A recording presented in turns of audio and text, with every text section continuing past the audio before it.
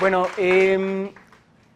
curiosamente dejé los dos libros que traje de Rifkin en mi cubículo y están en el talleres. Pero bueno, quería platicar un poco y pues traer a la UAM un poco más, digo, gracias a Mauricio, que él justamente es el que me contagió con esta rifkinienez de una forma de ver el mundo que no es nueva, por supuesto, pero que es importante y que creo que vale la pena que más personas la conozcan y nos familiaricemos con esta historia del mundo, con esta historia de la comunicación y desde algo un poco o poco usual en la carrera es verlo desde el lado de la economía.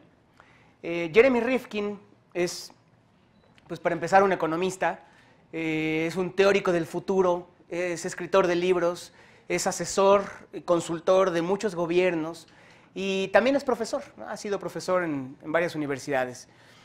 Jeremy Rifkin tiene una forma de ver el mundo y además de escribir sobre el mundo muy clara.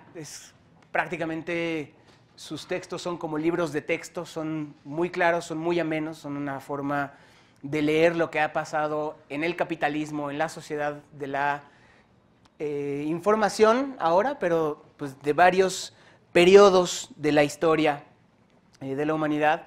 Es muy interesante. Hay muchos libros de Rifkin y también hay muchísimas conferencias de Rifkin en internet que pueden ver y que yo a lo largo de pues esto de tal vez último mes que me pasé viendo y viendo y viendo conferencias y leyendo y releyendo los libritos, encuentro que Jeremy tiene un discurso muy bien armado y que a pesar de que en algunas entrevistas que le hacen como que lo tratan de desviar, él regresa a decir lo que tiene que decir. Son puntos muy claros que bueno, él habla de muchas otras cosas. Yo quisiera trabajar un poquito ahora sobre esto del Internet de las cosas. ¿Qué es el Internet de las cosas? ¿Cómo se entiende esto? ¿Cómo llegamos, ¿no?, a esta época del Internet de las cosas? Primero que nada, bueno, pues es claro, es, digamos, para todos, para todas una realidad que hay una fuerte crisis económica, y esa crisis económica deviene de una crisis de la era industrial en la que estamos. La industrialización en el mundo ha llegado a un punto en el que ya no puede regresarse para mejorar las cosas, hay que dar un siguiente paso para que las cosas mejoren. Y en esos términos, esta crisis industrial ha provocado una brutal crisis ambiental, una enorme y terrible crisis ambiental, que lo que nosotros la podemos ver todos los días es en el calentamiento global. Y que esa, desde luego, es una preocupación que todos y todas debemos atender, ¿no? Yo creo que ya tenemos la preocupación, ha llegado a nosotros a través de los medios de comunicación masiva, a través de la conversación con las demás personas, a través de muchos mensajes. Estamos conscientes de que hay un problema en el planeta, que es el calentamiento global, y que hay que tratar de frenarlo, ¿no? Hay que tratar, algunos expertos dicen que ya no se puede revertir, no lo vamos a echar para atrás. El planeta se ha ido calentando en los últimos 1000 años de una manera brutal, catastrófica. No vamos a poder echarlo para atrás, no lo vamos a poder enfriar, pero sí podemos frenar un poco más, frenar la siguiente etapa, ¿no? Que 1 grado centígrado, ustedes saben que afecta de manera brutal. A lo mejor cuando uno se mete a bañar, 1 grado centígrado en el agua de 36 a 37 grados, tal vez no se note tanto, pero en el planeta subir la temperatura a 1 grado o hasta 3,5 grados, que son los pronósticos terribles, pues van a provocar una terrible situación que muy probablemente a nosotros no nos va a tocar ver. ¿Cómo llegamos acá? Bueno, ¿qué es lo que ha sucedido con esto? Rifkin plantea 2 momentos muy importantes en la era de las industrializaciones del planeta, la primera y la segunda revolución industrial. Esta primera revolución industrial toma su inicio, da inicio con la invención de la máquina de vapor.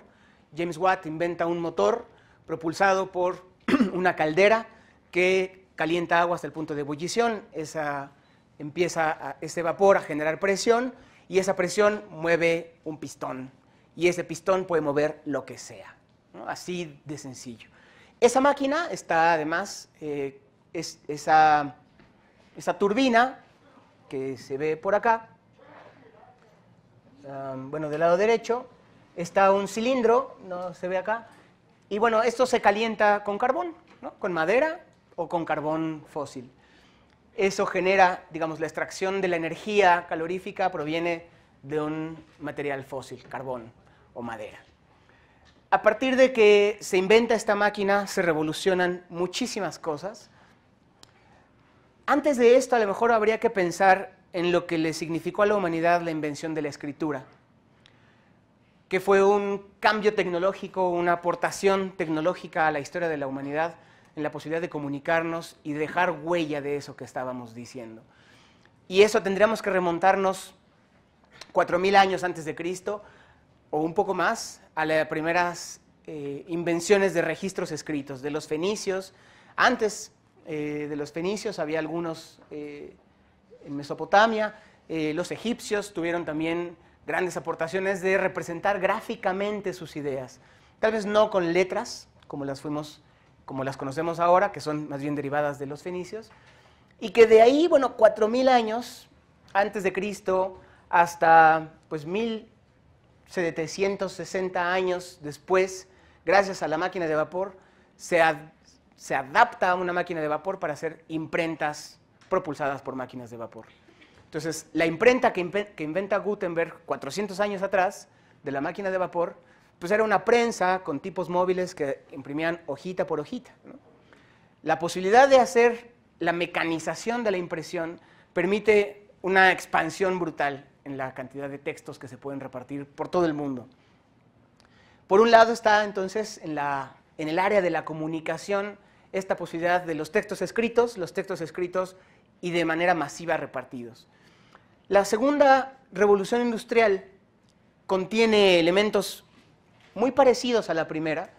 Digamos que termina la primera a principios del siglo XIX y más o menos entre el 850, 70 hasta el 1914, esta revolución industrial que venía de quemar carbón prácticamente y de propulsar máquinas de vapor, se inventan cosas muy importantes. Se inventa el cine, se inventan aparatos para registrar el sonido, para producir sonidos, se inventan también los motores de combustión interna, ¿no? Y esto hace que el telégrafo, por supuesto, y un poquito más adelante el teléfono, y un poco más adelante, varios años más adelante, en los años 50, pues se consolida la televisión, ¿no?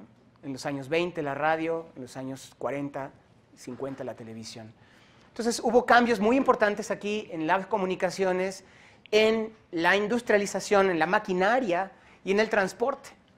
Y Rifkin dice, bueno, a partir de que hay en la historia un punto en el que confluyen desarrollos tecnológicos de la comunicación, del transporte y de la energía, porque también en la segunda revolución industrial uno de los fundamentales desarrollos es el control del petróleo, ¿no? Los descubrimientos y no descubrimientos como si no existieran, sino la explotación de yacimientos de petróleo por todo el mundo. Y que se empieza a extraer energía del petróleo, se empiezan a hacer refinación y entonces hay gasolina y hay otros combustibles. Ya no solo el carbón, ¿no? que sigue existiendo, por supuesto, y que ahí está. Entonces, el carbón como fuente de energía en esta época, el petróleo en esta época de acá. Y estos dos momentos importantísimos en la historia de la industrialización humana, de la industrialización del mundo, pues confluyen entonces estos tres elementos que Rifkin plantea y que son además punto nodal, puntos de quiebre o vértices en donde cambia la dirección de la historia. A partir de esos dos que Rifkin plantea, bueno, surge una tercera revolución industrial, que es en la que estamos ahora, en donde la energía sigue siendo del petróleo, ¿no? La crisis mundial que vivimos ahorita tiene que ver con el petróleo justamente, y ahorita hablaré un poco más de ella. Pero en esta tercera revolución industrial hay nuevas fuentes de energía.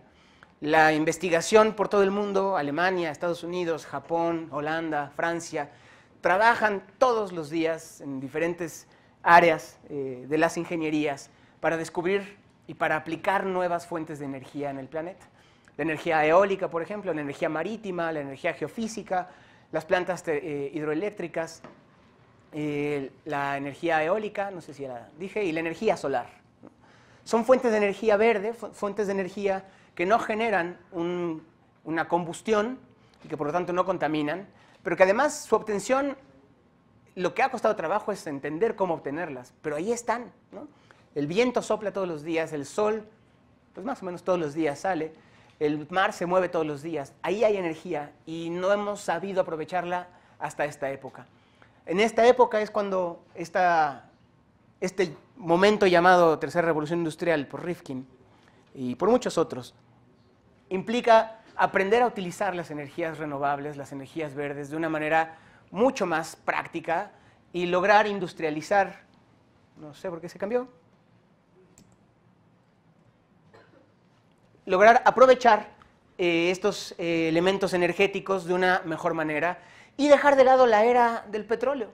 Ustedes saben, el petróleo cada vez cuesta más trabajo extraerlo, cada vez cuesta, por lo tanto, más dinero y por lo tanto cuesta más refinarlo y procesarlo y enviarlo a diferentes áreas. Esto está un poco loco.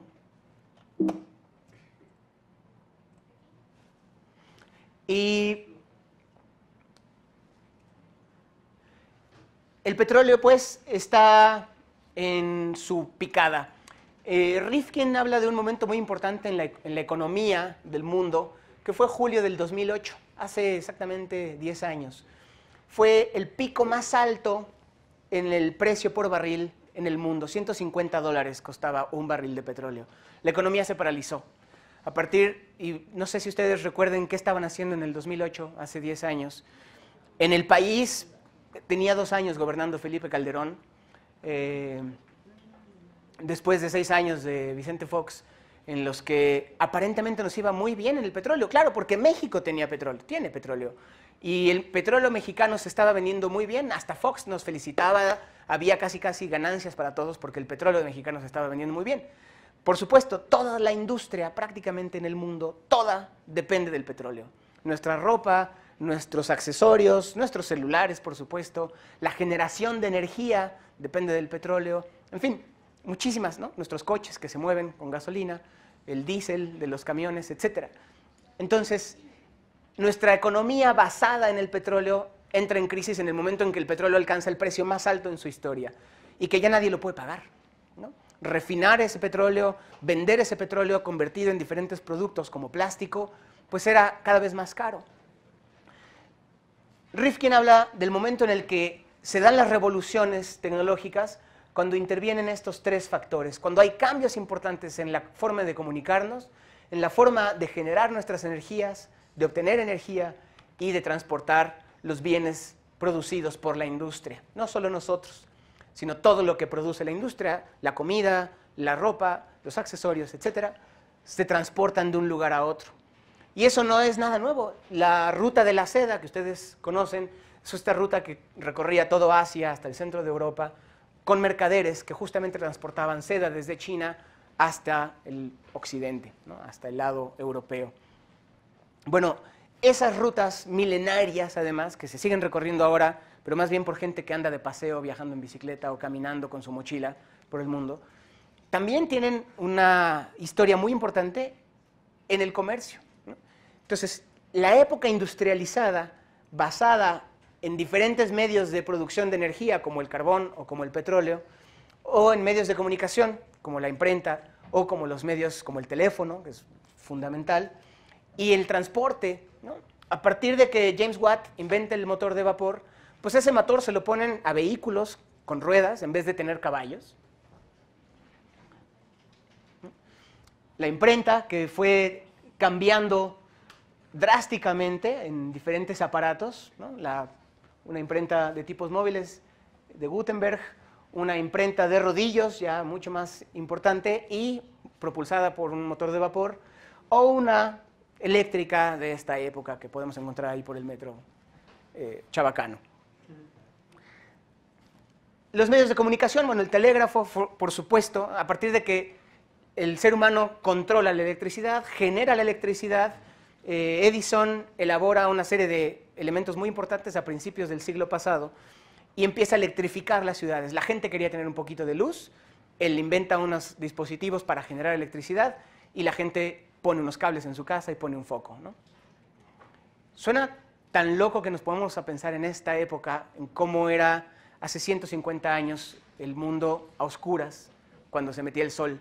En la Ciudad de México tenemos ventajas como que el sol pues, sale y tenemos más o menos 10, 14 horas de luz solar todos los días durante todo el año prácticamente. Pero en Berlín, por ejemplo, o en Holanda, o en Londres, o en Nueva York, hay épocas del año que hay unas 5 o 6 horas de luz de día, ¿no? Y hay épocas al año en Suecia o en Noruega que están más o menos a oscuras casi todo el año, ¿no? Hay como 4 meses de luz al año. Entonces, tener una posibilidad de electrificar una casa, bueno, los gobiernos dicen, oye, yo también quiero porque hay que electrificar y alumbrar las calles. Entonces, la energía eléctrica es otro de los elementos que intervienen de manera muy importante en la segunda revolución industrial y, por supuesto, en la tercera revolución industrial. Los aparatos, ¿no? El teléfono, Graham Bell, aunque la patente se discutió mucho si era de él o si era de otro y se estaba robando, finalmente creo que todos en la primaria aprendimos que el teléfono lo había inventado Graham Bell, ¿no? Es parte del discurso. La cámara de los hermanos Lumière, ¿no? Que registra imágenes foto por foto.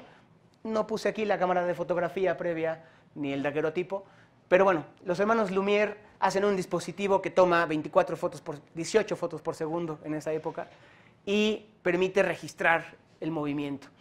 Y empieza a haber también otros dispositivos a principios del siglo que registran el sonido. Antes no había manera de grabar audios, solamente en un concierto se escuchaba y cuando se acababa el concierto se dejaba de oír. A partir de que se empiezan a crear dispositivos que registran el sonido y que tiempo después, para 1927, se pueden juntar una banda de imagen con una banda sonora y nace el cine sonoro. Bueno, esa combinación de imágenes y sonidos da pie a la siguiente etapa, que sería la televisión. Y la energía, ¿no? Que provenía del carbón en la primera etapa, y que bueno, el carbón ha sido un mineral combustible desde hace miles de años. En la era de bronce y en la era de hierro ya se utilizaba, ya se conocía el carbón y sus propiedades, obviamente, para quemarlo, pues, generar calor, ¿no? Obtener energía del calor. Pero es un combustible, además, muy chafa, porque la gran cantidad de energía que se desprende de aquí se desperdicia. No se puede aprovechar una gran cantidad de la energía que produce el carbón, porque una parte se va al aire, se convierte en gases, ¿no? Recuerdan, la materia no se crea ni se destruye, solo se transforma. Entonces, la energía contenida en esta piececita de carbón, pues se desperdicia muchísimo.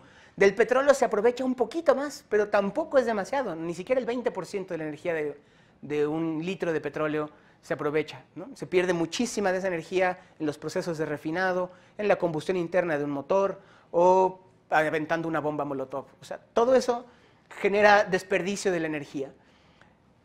La electricidad, ¿no? Para principios del siglo pasado, no sé si se alcanza a ver ahí bien en la imagen, más o menos, pero bueno, todas esas rayas que están ahí son cables, ¿no? El paisaje de algunas poblaciones, de algunas ciudades de aquella época no es tan distinto al terrible paisaje que se ve ahora, ¿no? En todas las esquinas con los cables ahora de fibra óptica, ¿no? Ahí eran líneas de telégrafo y líneas eléctricas. El tiempo pasó y las empresas que se encargaron de administrar esto empezaron a poner los cables por abajo en algunas ciudades y eso pues hizo ciudades subterráneas. Pero eso también tiene que ver con un problema de cómo pensamos de manera bidimensional las ciudades.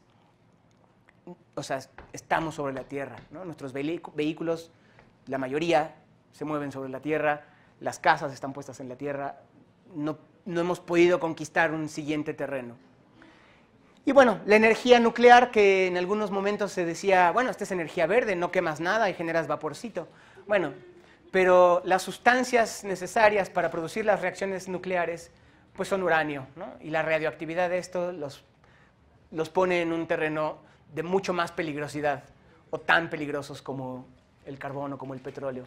Entonces, la energía nuclear, que durante unos años Alemania, por ejemplo, tuvo, no sé, como 15 plantas nucleares. Alemania es como el tamaño de Chihuahua. Entonces, imagínense 15 plantas nucleares entre Chihuahua y Durango, tal vez. Pero bueno, si se trataba de desarrollar el país y de generar energía, los alemanes dijeron, nosotros podemos. Y los alemanes han hecho muchas cosas, de hecho, en términos de energía. Hace unos años declararon que sus programas de producción de energía nuclear se iban a acabar en cuanto mejoraran sus capacidades de producción de energía verde. Y ahí van los alemanes. El transporte, por supuesto, pues también evolucionó de tener a un par de animalitos jalando una carroza para quienes podían tener un transporte de ese tipo. James Watt y con su máquina de vapor, bueno, otros aprovechan ese invento para ponérselo sobre ruedas y hacer carritos que se movieran solos. Y de ahí, obviamente, la locomotora a vapor, que revoluciona, poner sobre rieles los productos que se producían, en cada región y transportarlos por diferentes lugares. Las vías ferroviarias provocaron un enorme desarrollo. Pero esto tampoco fue nuevo. Los romanos hicieron caminos a pie y con caballos, desde Roma hasta prácticamente todos los confines de Europa y de Medio Oriente. Los romanos lograron conquistar territorialmente, incluso partes del norte de África, caminando, ¿no? Los caminos eran una vía importantísima de desarrollo, porque era a través de esos caminos en los que llegaban y se podían mandar las mercancías. Entonces, el comercio ha sido ese motor a lo largo de la historia de la humanidad, y que todos estos productos han ido encaminados para desarrollar la producción económica. El coche de combustión interna, a principios del siglo pasado, y apenas hace unos meses sale este vehículo, que no sé si conocen, el Tesla, el primer vehículo completamente eléctrico. Todavía híbrido, hay una versión híbrida y hay otra versión completamente eléctrica, que además puede ser conducido de manera automática por GPS, ¿no? Entonces, este punto fundamental de la industrialización nos ha dado progreso y desarrollo, ¿no? Todos estamos bien progresados y bien desarrollados. Bueno, en realidad, esta era también nos ha dado problemas, porque justo a los lugares en donde no llega el desarrollo, a donde no llega la tecnología, se genera una enorme desigualdad, se generan brechas gigantescas entre quienes tienen acceso y quienes no tienen acceso, quienes tienen los recursos y quienes no los tienen. Además, la contaminación, ¿no? Gracias a todo este proceso de industrialización de los últimos 250 años, hemos echado a perder el planeta. Pues porque participamos. Gracias a la combustión del carbón, del petróleo, del gas, etcétera, de todos los combustibles fósiles que están ahí en el planeta y que todavía hay unos cuantos yacimientos más, pero que tarde o temprano se van a acabar, ¿no? El petróleo de Venezuela, el petróleo de México, el petróleo de Kuwait, poco a poco van siendo más difíciles de extraer y además más difíciles de procesar. A lo mejor hoy un día, yo hace un par de años decía, el petróleo se va a acabar dentro de 30 años, tienes tiempo para aprender a andar en bicicleta, ¿no? El calentamiento global derivado de todo esto y por supuesto una crisis ambiental. Una crisis ambiental que a todos nosotros nos toca de varias maneras, que se suma a la crisis social, que se suma a la crisis económica y política en el planeta, ¿no? Esta crisis es el caldo de cultivo perfecto para generar un cambio. Siempre que uno dice que está en crisis, generalmente se refiere a que las cosas se están poniendo difíciles y hay que dar un cambio de lugar, hay que ponernos en otro lugar para que eso empiece a pasar. Hay que trabajarlo, ¿no? Las cosas no cambian solitas. La era del petróleo se acerca a su fin. De alguna manera, como lo acabo de mencionar, pues todos los sectores de la industria dependen del petróleo y sus derivados, ¿no? La pintura de las casas, esta lámpara, los cables y el forro de esos cables están armados y están de alguna manera ligados al petróleo. Como dije hace ratito, en el 2008 tuvo su pico más alto, $147, exageré hace rato, costaba el barril, cuando 7 años atrás costaba $24, ¿no? O sea, en 7 años el petróleo se volvió loco, ¿no? Y fue ese fervor del capitalismo. Imagínense, claro, la gente que se dedicaba al petróleo pues estaba feliz, ¿no? Pero el resto del mundo no. el precio de todos los cereales, ¿no? El alimento de los seres humanos, que prácticamente todo el mundo comemos trigo y comemos maíz y comemos arroz y cebada. O sea, sin cebada no habría cerveza, imagínense qué terrible mundo. La cerveza se volvió carísima en esa época, pero todo, ¿no? La electricidad y la gasolina, por supuesto que aumentaron sus costos y siguen en aumento, ¿no? Y tenemos nuestros bonitos gasolinazos, gracias a Felipe Calderón y a Vicente Fox, que se encargaron de hacer una reforma en nuestros arreglos económicos del país para que todos los meses aumente 10 centavitos, ¿no? Y ahí va. Entonces,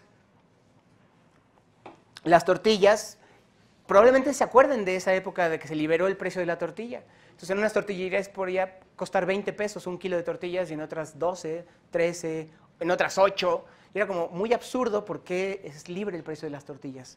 Bueno, este es uno de nuestros principales enemigos en esta época, el exceso en la generación del dióxido de carbono, el CO2, que es un gas natural que está en el planeta y que ha estado siempre, y que probablemente es de los que más hay después del nitrógeno.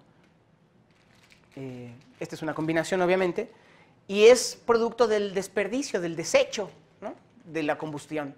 Una de las cosas que se desprenden de las cosas cuando las quemamos es dióxido de carbono. Y esta era ultra industrializada desde hace 250 años se ha encargado de producir más cantidades de dióxido de carbono que el resto de la historia de la humanidad, ¿no? Que el resto de los otros 8.000 años, o más o menos 8.000, 10.000 años, de este hombre más o menos civilizado. Tal vez está un poco apretada esta infografía, pero esta infografía marca, no sé si se puede apagar esta lamparita, marca de todos los sectores industrializados del mundo, este en particular es el de Estados Unidos, si no recuerdo mal, o es el, este es el mundial. Bueno, el transporte genera el 13.5% de dióxido de carbono, ¿no? Este es el resultado. ¿Qué es lo que avienta esta porquería? El transporte, nuestros vehículos arrojan el 13.5%. La generación de energía, nada más y nada menos, genera el, ya no veo, 24.8%, ¿no? Generar energía para prender este aire acondicionado, para alimentar estas lámparas, prender esta computadora, para mover los coches, para hacer máquinas, genera el 24.8% de dióxido de carbono del planeta.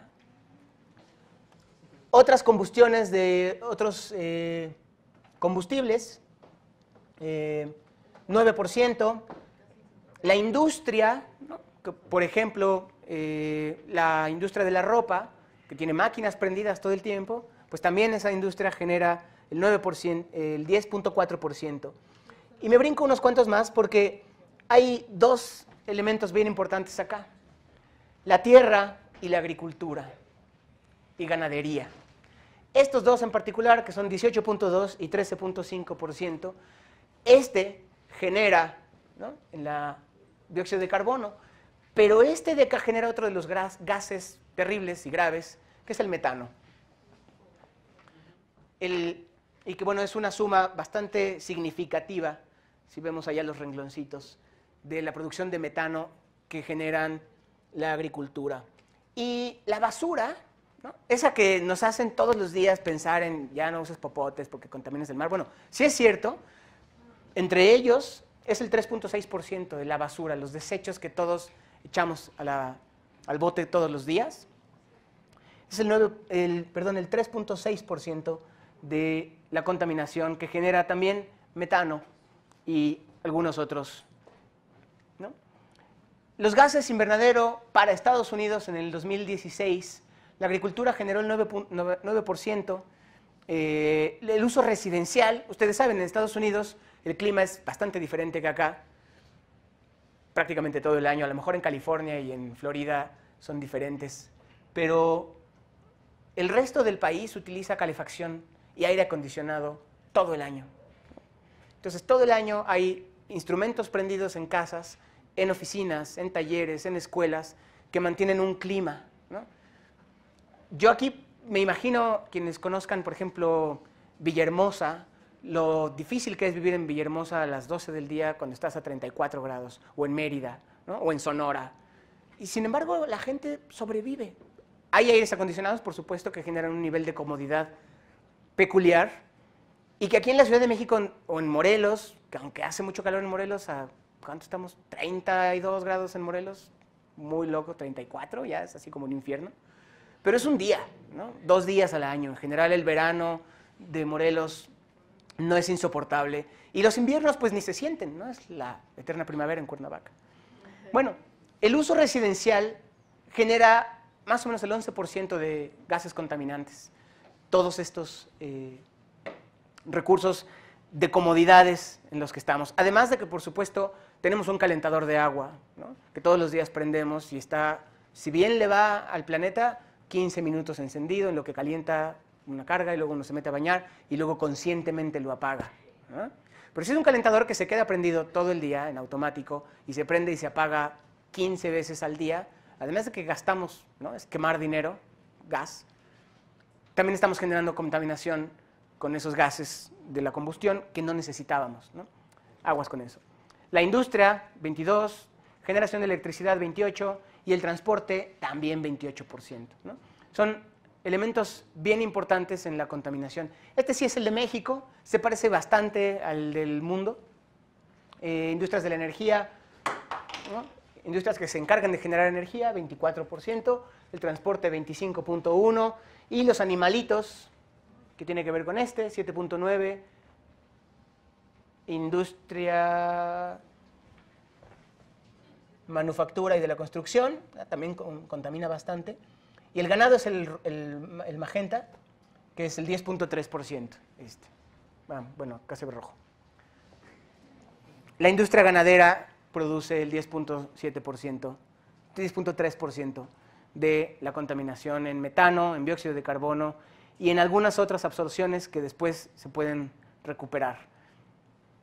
¿Cómo podemos construir algo nuevo sobre cimientos viejos? Si alguien compra un terreno y tiene un pedazo viejo de una hacienda ahí, lo más normal que haga es tirar esos viejos ladrillos y adobes y construir algo nuevo sobre eso, ¿no? Hacer una nueva construcción. Los gobiernos que han querido cambiar, como el caso del gobierno alemán, el gobierno francés, el gobierno chino, que han dado un paso muy importante en la generación de electricidades renovables, de energías renovables, perdón, han tenido que partir de cero. La era del carbón está en crisis y probablemente quedan unos 30 años de energía basada en el carbón y el petróleo. Internet cumple su mayoría de edad en el 2008, justamente en el momento de la crisis del petróleo. También Internet cumple su mayoría de edad. Nace en 1990, se empieza a desarrollar y para el 2008 tiene la mayoría de edad y empiezan a consolidarse elementos muy importantes que dan pie a esta revolución industrial. En esa época, 2008, Google, YouTube, Facebook, Instagram son muy jóvenes. Facebook en México, yo hace poco me salió que cumplí 10 años en Facebook, ¿no? Me inscribí en el 2008, como en marzo del 2008. Instagram como en el 2011 o 12 por ahí, ¿no? Eran bastante jóvenes. Google, bueno, Google es un poco más viejo, desde el 2006, del 96, perdón, 98 empieza Google. YouTube es del 2006 y lo compra Google después. Y Twitter por ahí también, 2004. En fin, empiezan a aparecer servicios de comunicación en la red. Sirve para jugar, sirve para entretenernos, pero también sirve para comunicarnos. Y eso genera una posibilidad que no había existido jamás en la historia de la humanidad. Podernos comunicar entre tantos seres humanos al mismo tiempo, en cualquier lugar en el que nos encontremos, mientras haya una conexión eléctrica y acceso a Internet. Aparecen también los MOOCs, que tampoco son nuevos. Los MOOCs son los Massive Open Online Courses. Cursos en línea, gratuitos y masivos.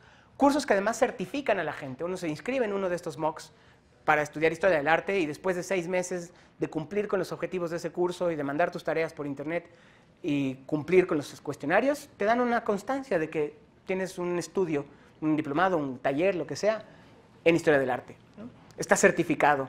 Y además esta posibilidad de que la gente comparte información, ¿no?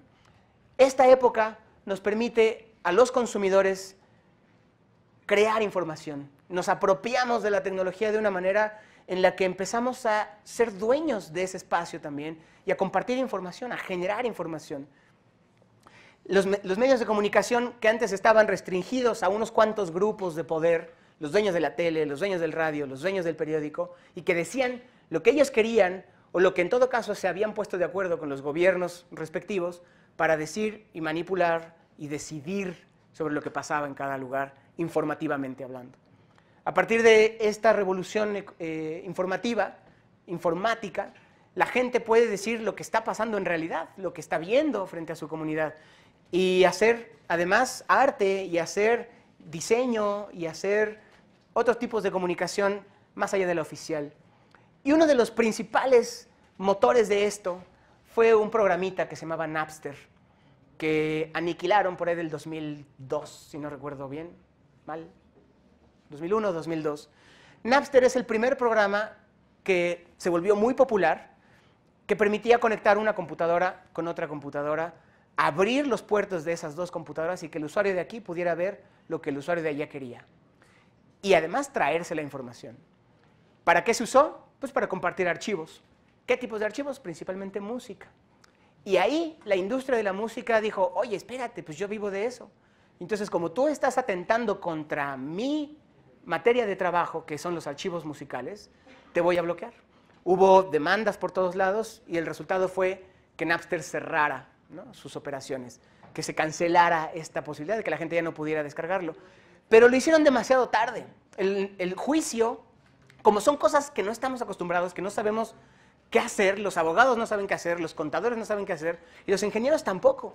Entonces es un escenario en el que los abogados se pusieron a pensar en diferentes características y decir, ¿cómo le hacemos para frenarlo? Cuando llegan a la resolución para Napster ya había otros 20 programas que le permitieron a la gente seguir compartiendo información. No pudieron contra ellos.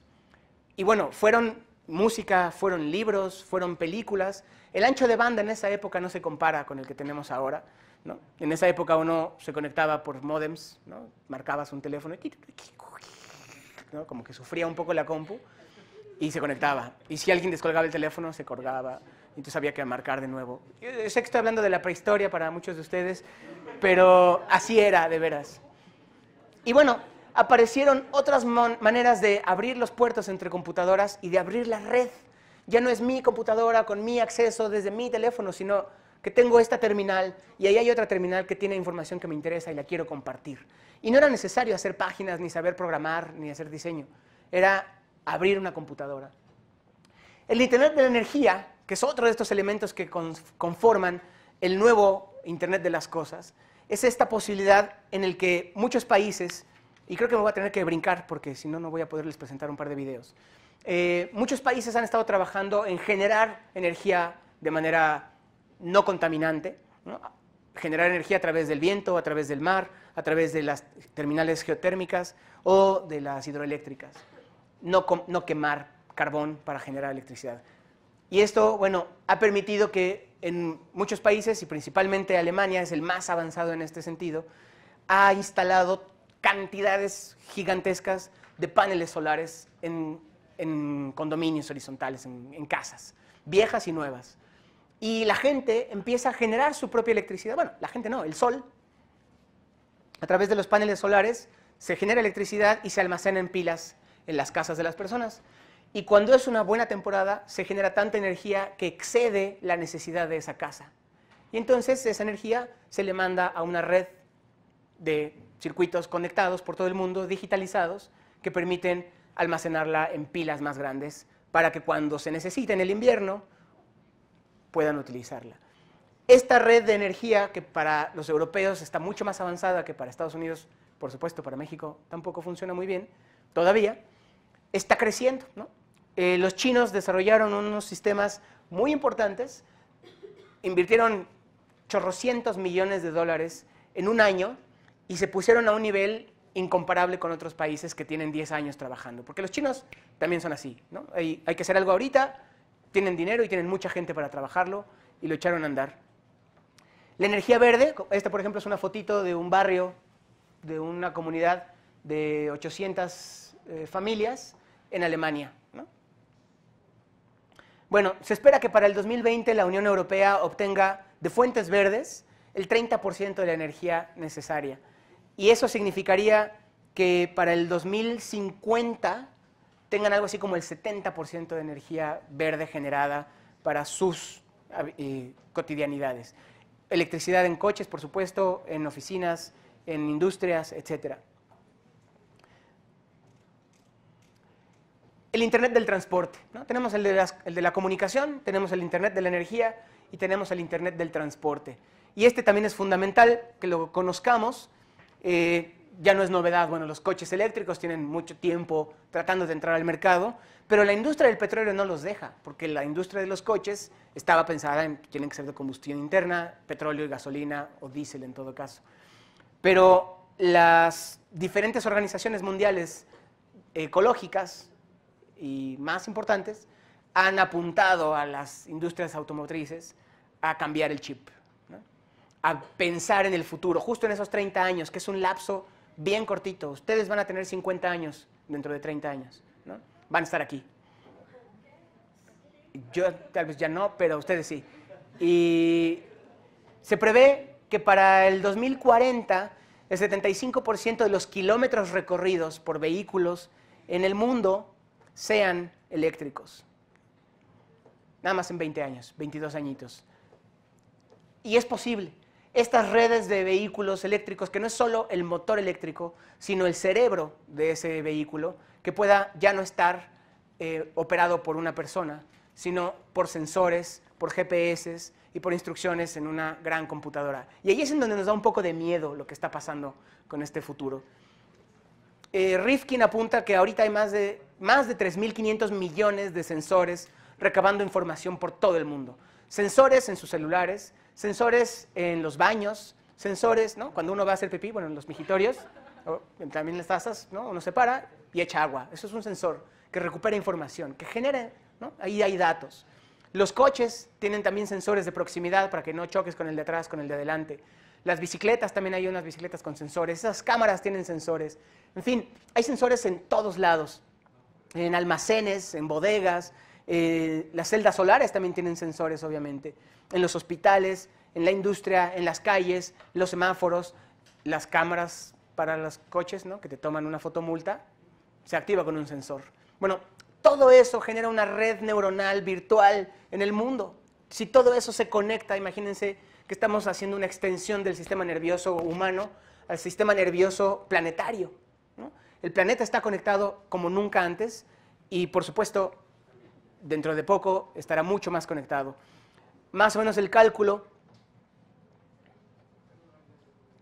no era 2013, es 2030, perdón, habrá más de 100.000 millones de sensores recabando información y enviando información sobre lo que hacemos los seres humanos. Esto genera una red neuronal brutal, conecta todo el planeta y que además resulta que todo el planeta, según un estudio que está acá, que no se alcanza a ver muy bien, de marketing, curiosamente una empresa que se dedica al marketing tiene este estudio y esta publicación, porque son a los que les interesa, porque allá hay dinero. Bueno, 4.000 millones de usuarios en Internet había más o menos a principios de este año, según estos cálculos, que eso significa aproximadamente el 53% de la población mundial. O sea, prácticamente la mitad del mundo tiene acceso a Internet, está conectada. Y eso, por supuesto, está cambiando porque ahora hay celulares que cuestan 400 pesos, 500 pesos, 1.000 pesos, con acceso a Internet, con sensores, con cámaras de video, con cámaras de fotos, con bocinas, etc. Todavía tengo un par de minutos. Quisiera pasar un par de videos muy rápidos.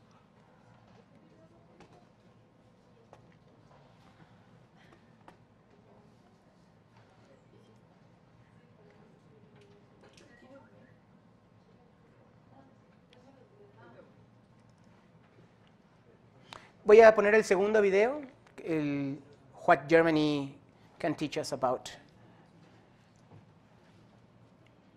¿Y podemos apagar esta lucecita? Bueno, no sé.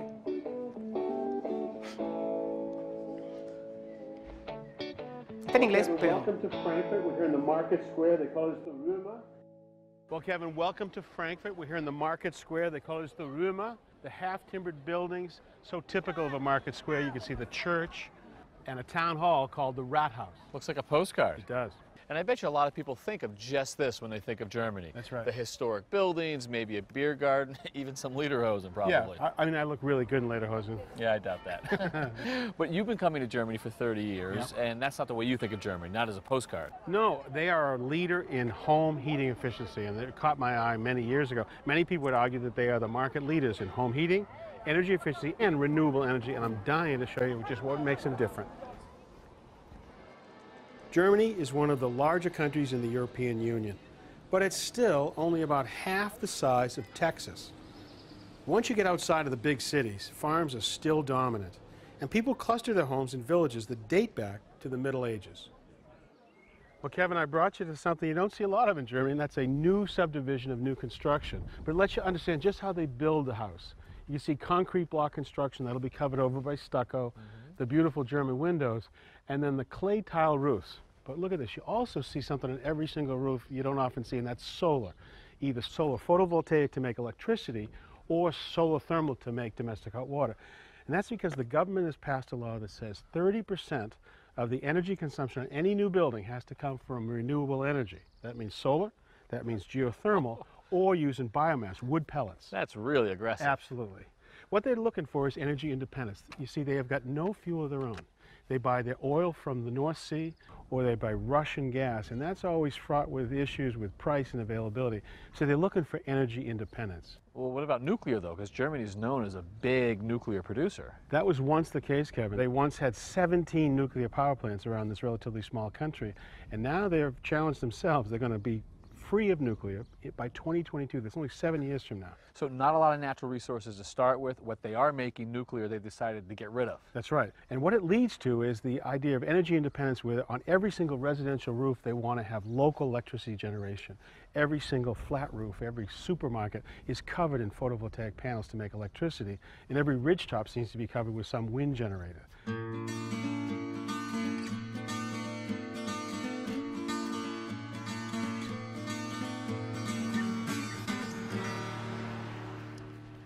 Nestled out here in the middle of farm country, you can see this beautiful little village. About 850 people live here. But you really get a sense of how close together the houses are. Right. Now, this is not a new village. It's only about 1,100 years old. Really? That's right. Wow. But I brought you one of the new houses. This is only 120 years old. You can see solar up on the roof. Yep. I'm dying to show you inside, though. Well, welcome to a typical German mechanical room. Wow. Are you kidding me? This place is cleaner than my kitchen. Right. Holy mackerel, it's spotless. No wonder you're so at home in these places. These people take mechanical rooms seriously. They prioritize them over kitchen countertops and fancy windows. Apparently. All right, so let me take you through what's going on here. This is a heating boiler to heat water. Now, this is oil-fired because we're out in the country, but it could be gas. But this is not the principal way that we heat water for the building. That's done here through a pellet boiler. Instead of burning oil, we burn these. These are locally grown trees that get debarked and then extruded out into these pellets. I recognize the pellets. We use these back in the U.S., but I often think of it as sort of a pellet stove. It's in a room. It's kind of local heat, but here you're talking central heating. This is a heating boiler, and there's major industry to get it here. There's a truck that delivers it. There's a conveyance medium that sends it through a blower down into the unit right here. There's a hopper inside here. There's a modulating burner that can fire up and down as necessary. So now you're not going to stop and start this like an oil or gas burner. So once you get it going, you have to do something with the heat you make. So in that case, the heated water leaves, comes over here into this super insulated storage tank. Wow, look at that monster. So this is really a BTU battery storing energy that's going to be used for either heating of the building or helping with domestic hot water. Okay, so eventually we're sending this up to radiators, I presume? That's right. So it leaves through here, and this is a mixing valve right here. It comes to a single circulator pump, not 5 of them, just one. Super efficient circulator pump, pushing water through this pipe right here. At every radiator, there's a local thermostatic radiator valve that makes every radiator its own zone. Wow, so we got a lot of zones upstairs, Absolutely. even though we've got one pump That's down right, here. and super efficient. Very cool. So if this is going to the radiators, how are we getting hot water to the showers and the faucets and stuff like that? Well, there's another tank closer to the showers in the building, and what that is, it's connected to solar. Now, solar sends its energy down through pipes to a coil, heats up the water in the tank. Now, this tank is supersized and super insulated, so even if there's no sun for 2 or 3 days, you still have plenty of hot water. It could go that long. Absolutely. But if it ever got to the point that you needed some backup, we come back to this tank right here, and you can see heated water leaves right here and goes to a backup coil to make sure there's plenty of domestic hot water. So for my showers, the primary source of heat is the sun. That's free. The second one is down here, which means the second source are these renewable pellets. Renewable. Yeah. And only if those two aren't enough does it ever call for the oil? Yeah, and I'm told the system's working pretty good because this owner has not had that burner on in over a year. It went through an entire German winter without using any oil? That's right. And for him, it lets him hedge his bets a little bit. Say oil became less expensive than the renewable, he can make this the primary and this the backup. I love this mechanical room even more now.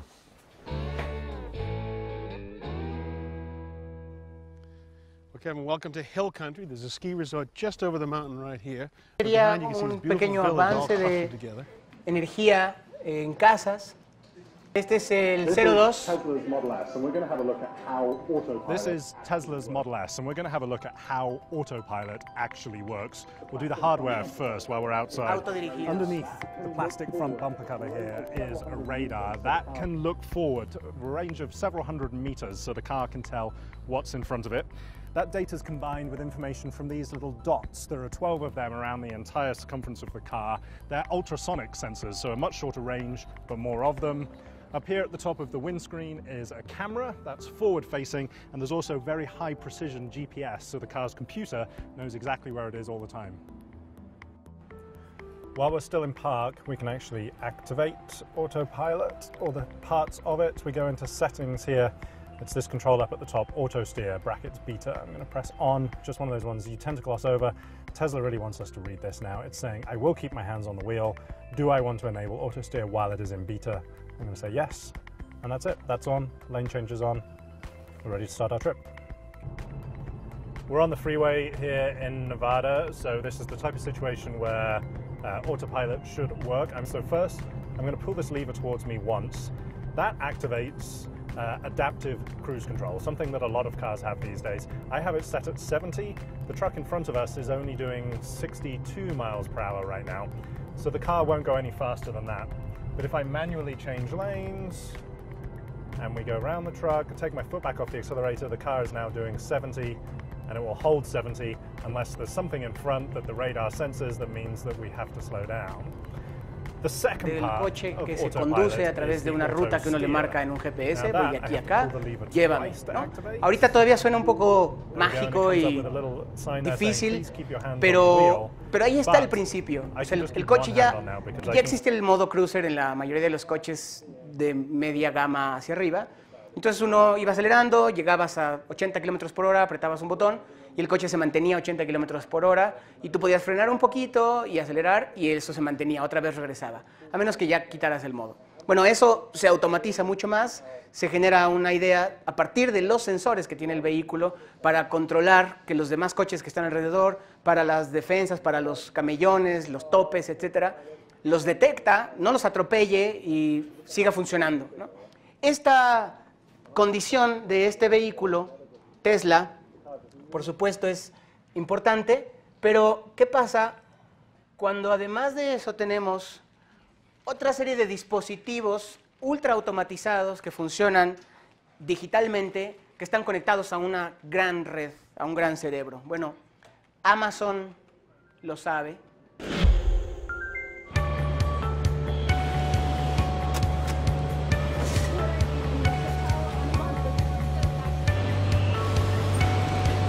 We're in the Capel Amazon Fulfillment Center. This building is just over 1 million square feet and employs over 900 full-time hourly associates.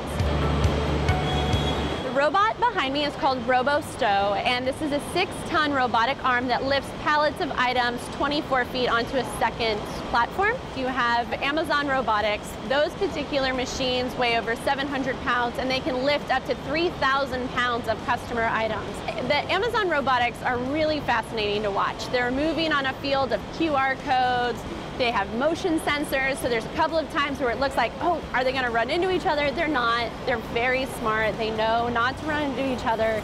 And they're just moving the items around, and it is really interesting to watch these guys work in action. That's a packing station, and that's where once an item has been picked with the Amazon Robotics, and then associates will pull those totes, they'll pack them up into boxes, put in all the packaging, the padding needed to make sure they get to your house in one piece. So this is the SLAM line, and SLAM stands for Scan, Label, Apply, and Manifest. It does not mean that a label is being slammed onto your item. It basically is the first point that a customer label and mailing address is being added to the box. Packing customer boxes into the back of a truck is a lot like playing a game of Tetris. We don't want to pack air. Air is expensive, it's heavy. We'd much rather pack it to the brim with customer items. Entonces, ¿qué pasa si trasladamos estos pequeños robotitos que están en una bodega de 1 millón de metros cuadrados, con 900 personas trabajando 24 horas por 7 días a la semana? No son las mismas seguramente, pero hay 900 personas continuamente ahí. Bueno, si esos carritos los trasladamos a una red de ciudades con calles perfectamente identificadas, marcadas con sensores, con vehículos perfectamente o mucho más inteligentes que ahora, que puedan detectar muchas más situaciones. Había un video que no sé si todavía tenga tiempo de poner, que justamente plantea un poco esta idea, pero creo que ya se acabó el tiempo, ¿verdad? Es un video que plantea justamente una ciudad organizada como el sistema circulatorio de nuestro cuerpo, ¿no? Pensar en esa dimensión al tráfico de todos los días. Es una conferencia.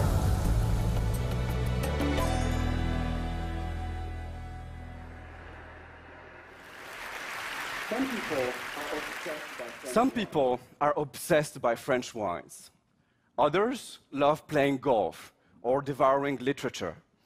One of my greatest pleasures in life is, I have to admit, a bit special. I cannot tell you how much I enjoy watching cities from the sky, from an airplane window. Some cities are calmly industrious, like Düsseldorf or Louisville. Others project an energy that they can hardly contain, like New York or Hong Kong. And then you have Paris or Istanbul and their patina full of history. I see cities as living beings, and when I discover them from far above, I like to find those main streets and highways that structure their space, especially at night when commuters make these arteries look dramatically red and golden. The city's vascular system performing its vital function right before your eyes.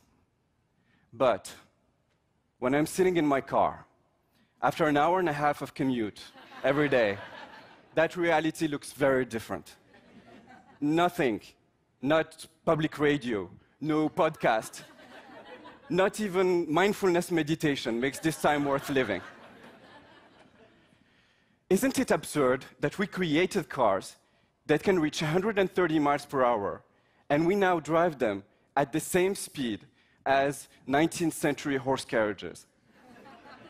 In the US alone, we spent 29.6 billion hours commuting in 2014. With that amount of time, ancient Egyptians could have built 26 pyramids of Giza.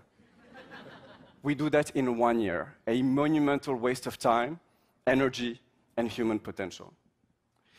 For decades, our remedy to congestion was simple: build new roads or enlarge existing ones. And it worked.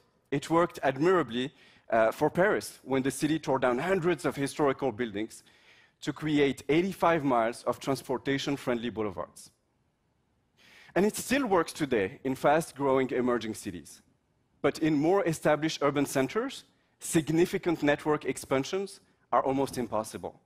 Habitat is just too dense, real estate too expensive, and public finances too fragile. Our city's vascular system is getting clogged, it's getting sick, and we should pay attention. Our current way of thinking is not working. For our transportation to flow, we need a new source of inspiration. So after 16 years working in transportation, my aha moment happened when speaking with a biotech customer. She was telling me how her treatment was leveraging specific properties of our vascular system. Wow, I thought, our vascular system, all the veins and arteries in our body making miracles of logistics every day. This is the moment I realized that biology has been in the transportation business for billions of years. It has been testing countless solutions to move nutrients, gases, and proteins. It really is the world's most sophisticated transportation laboratory. So what if the solution to our traffic challenges was inside us?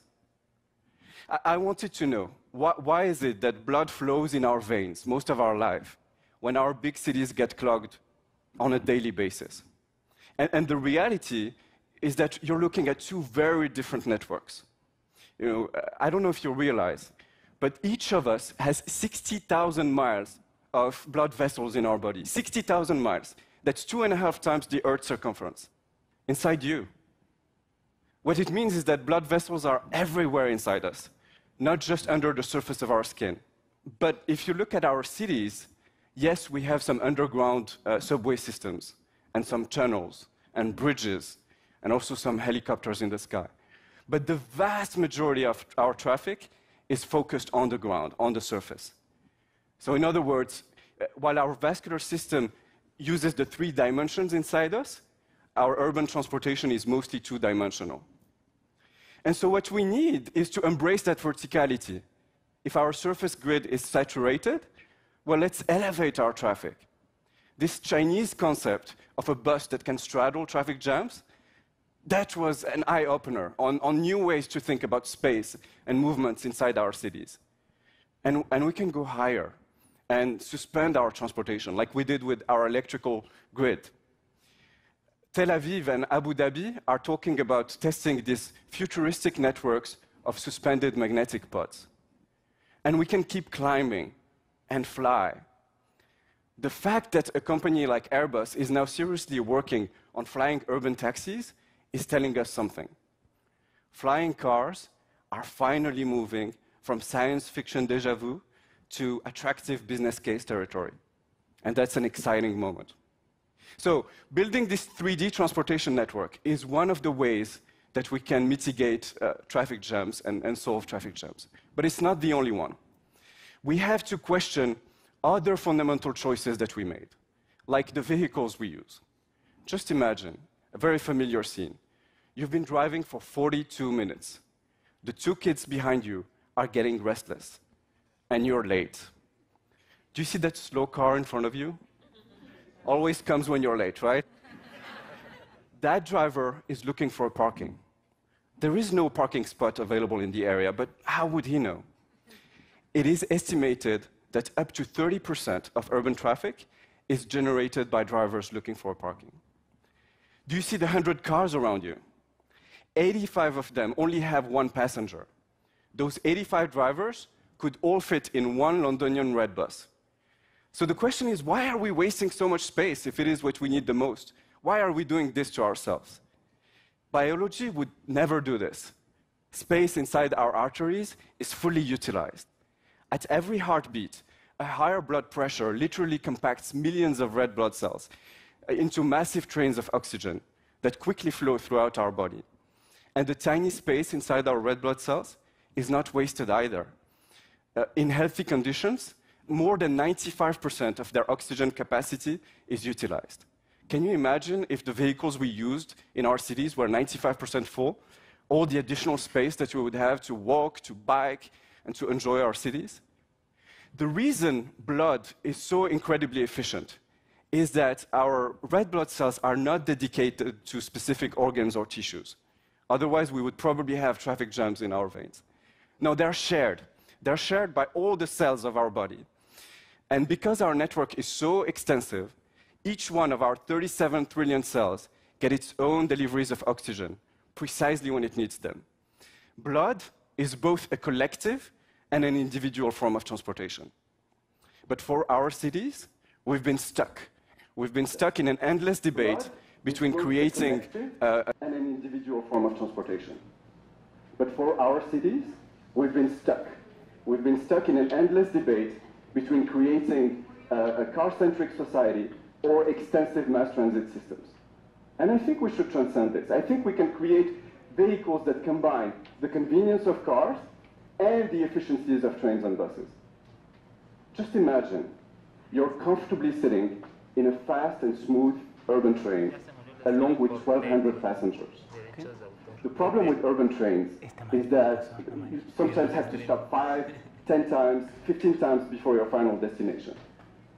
What if in this train you didn't have to stop? In this train, wagons can detach dynamically while you're moving and become express driverless buses that move on a secondary road network. And so without a single stop, nor a lengthy transfer, you're now sitting in a bus that is headed toward your suburb. And when you get close, the section you're sitting in detaches and self-drives you right to your doorstep. It is collective and individual at the same time. And this could be one of the shared, modular, and driverless vehicles of tomorrow. Now, as if walking in a city, buzzing with drones, flying taxis, modular buses, and suspended magnetic pods was not exotic enough, I think there is another force in action that will make urban traffic mesmerizing. If you think about it, the current generation of driverless cars is just trying to earn its way into a traffic grid made by and for humans. They're trying to learn traffic rules, which is relatively simple, and coping with human unpredictability, which is more challenging. But what will happen when whole cities become driverless? Would we need traffic lights? Would we need lanes? How about speed limits? Red blood cells are not flowing in lanes. They never stop at red lights. In the first driverless cities, you would have no red lights and no lanes. And when all the cars are driverless and connected, everything is predictable and reaction time minimum. They can drive much faster and can take any rational initiative that can speed them up or the cars around them. So instead of rigid traffic rules, flow will be regulated by a mesh of dynamic and constantly self-improving algorithms. The result? A strange traffic that mixes the fast and smooth rigor of German autobahns and the creative vitality of the intersections of Mumbai. Traffic will be functionally exuberant. It will be liquid, like our blood. And by a strange paradox, the more robotized our traffic grid will be, the more organic and alive its movement will feel. So, yes, biology has all the attributes of a transportation genius today. But this process has taken billions of years and went through all sorts of iterations and mutations. And we can't wait billions of years to evolve our transportation system. We now have the dreams, the concepts, and the technology to create 3D transportation networks, invent new vehicles, and change the flow in our cities. Let's do it. Thank you.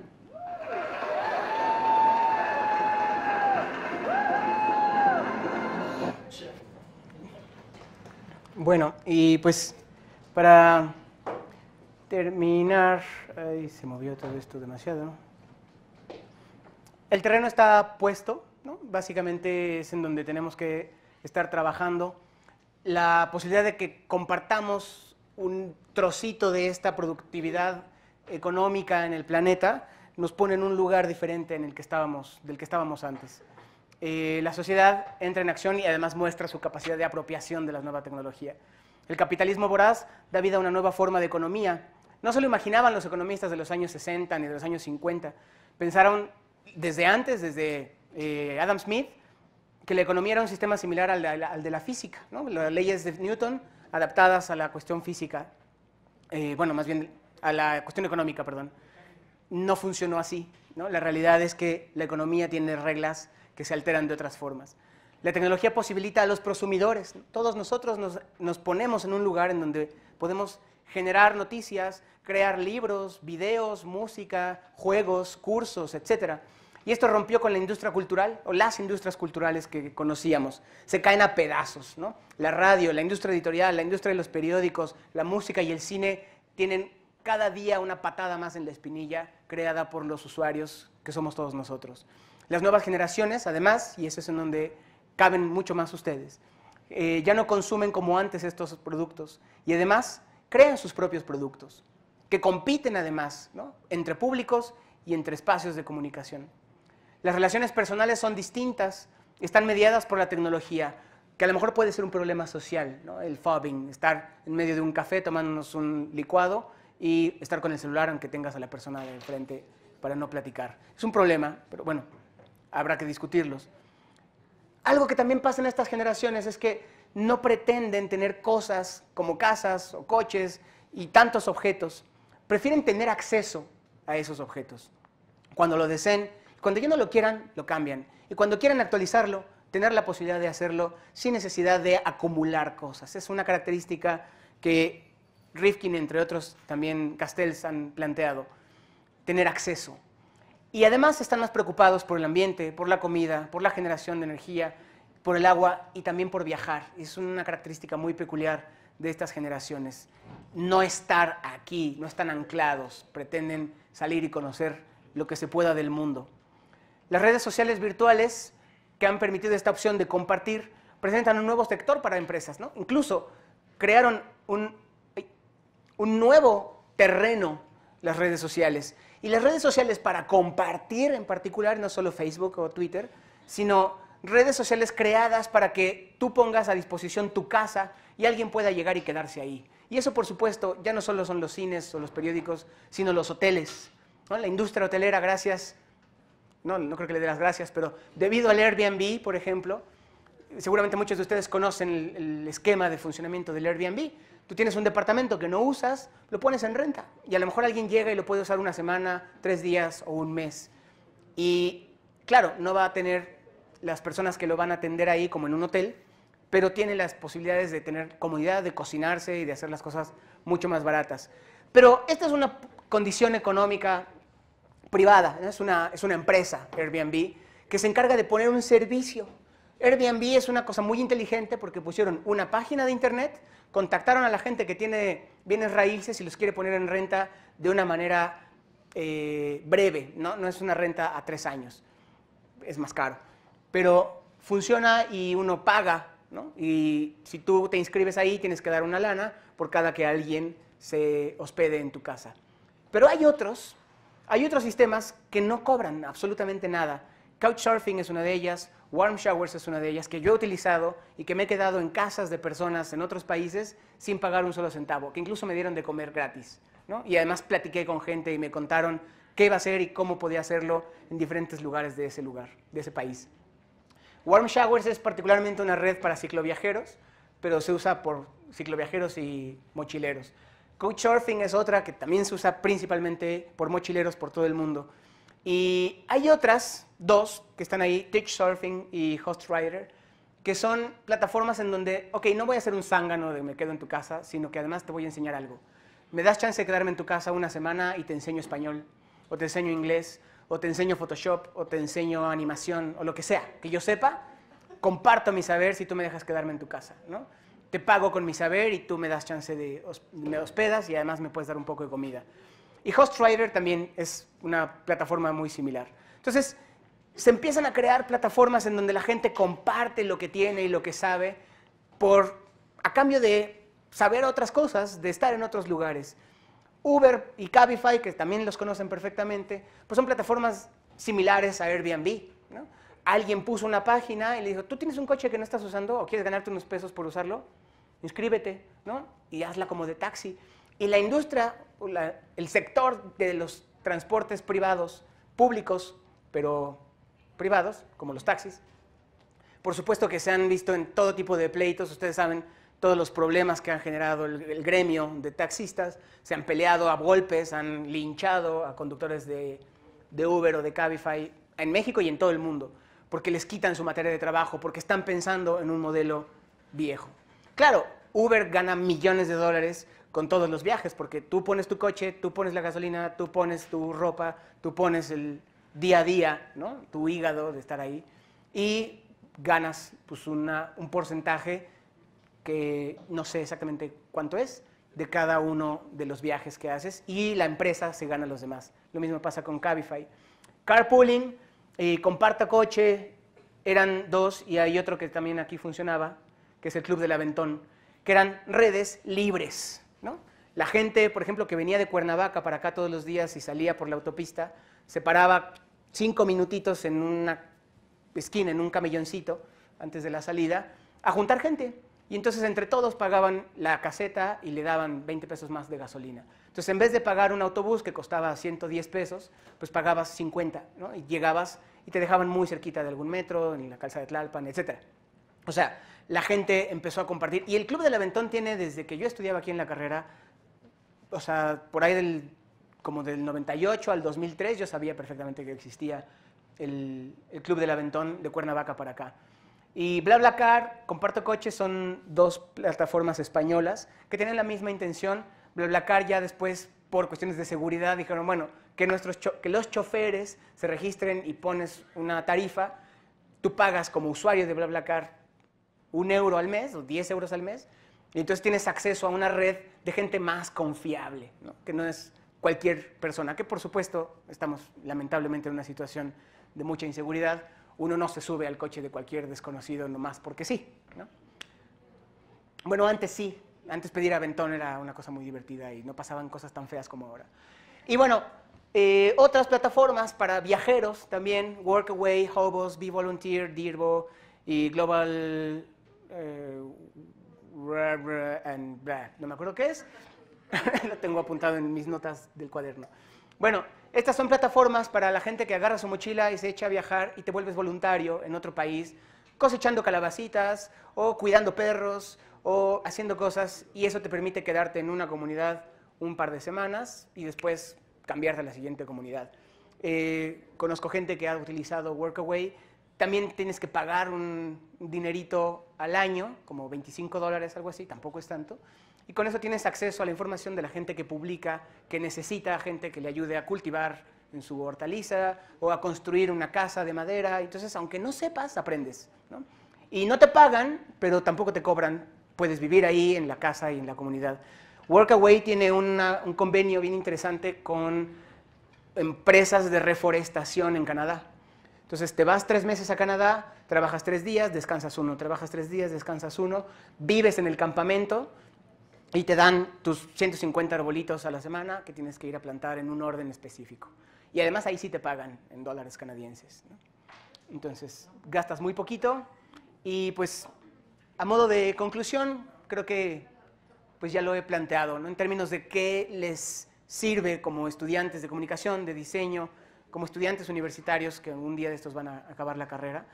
La comunicación crece y llega a más personas cada día hay más gente conectada. Y en términos de que uno pueda dedicarse a esto y ganar dinero con eso y vivir más o menos bien, ¿no? Decentemente bien, sin aplastar a los demás, pues aquí hay enormes nichos de trabajo con las plataformas mencionadas, con las plataformas que ustedes pueden hacer. Puse esas, pero hay muchas otras. Por ejemplo, Fiverr, una plataforma que se llama Fiverr, Fiverr.